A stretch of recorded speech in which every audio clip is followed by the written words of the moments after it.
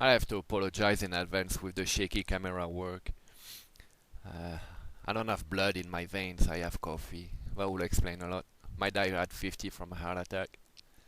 The task I had today is to see what we can do with that engine into that Triumph GT6. We removed the original 2-liter and we like to put something else.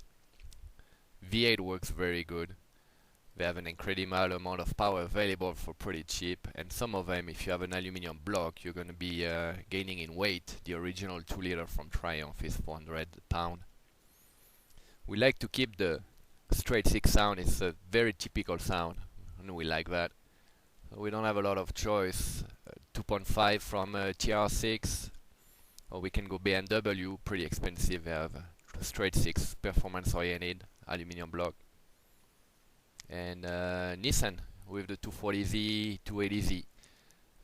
Lot of part available for them. Well, I happen to have a 240Z in my garage, so we're gonna try to see if that fits, if we can close the hood. Why going with the 280Z engine? It's the price performance, 2.8 liter instead of a 2-liter. You can build them up a little bit over 200 horsepower for probably a quarter the price. It will take you to build a 2-liter from Triumph to reach 200 horsepower.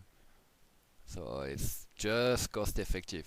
And you can make a 5-speed transmission that you can find at the junkyard between $300 and $500.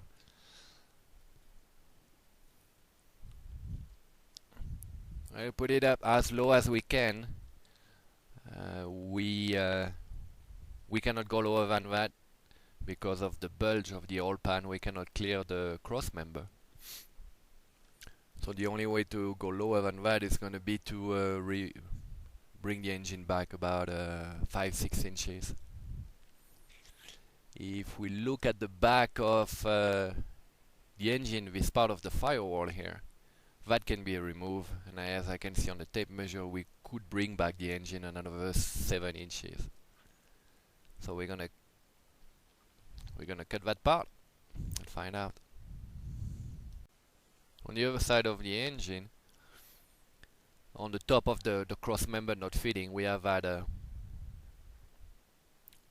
oil filter, and if we try to put it like that, it's not gonna work. When we're gonna bring the engine back a couple of inches, I think the oil filter is gonna be able to clear that shock tower. We cut that section of the firewall. Now we were able to bring that engine back 6 inches. The oil filter is going to clear the shock tower, and the alternator, a little bit forward of it, will barely clear the shock tower. But you know, you can play around with a plus or minus 1 inch. Well, we're looking good. We're not going to clear the rack and pinion, but we were able to bring the engine down lower because of that cross member over here available. The only issue we have now is that SU carburetor still hit a part of the firewall. So I could cut the firewall and lower the engine even more, but since I don't know if I'm going to keep that engine option, I'll keep the firewall intact and just remove the carburetor and see how low that engine is going to go.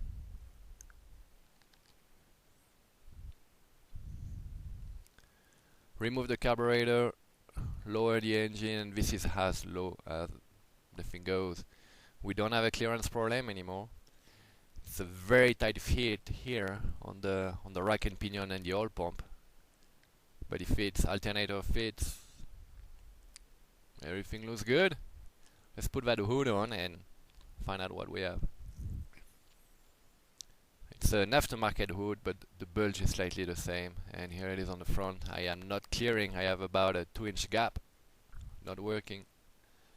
I'm gonna need a bigger bulge, or I'm gonna have to start shaving stuff.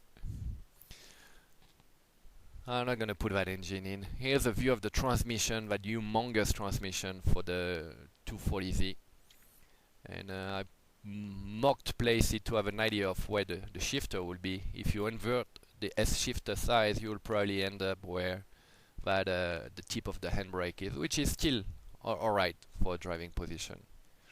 I'll definitely go for that, but you will have to do some significant work where the frame is gathering. It's a ladder frame that is getting skinnier where the dry shaft is. You will have to do a lot of surgery to make that fit. I don't think it's worth it, so instead all I'm gonna give that a 2 liter with maybe a Subaru transmission. Thanks for watching, guys. You have a good day.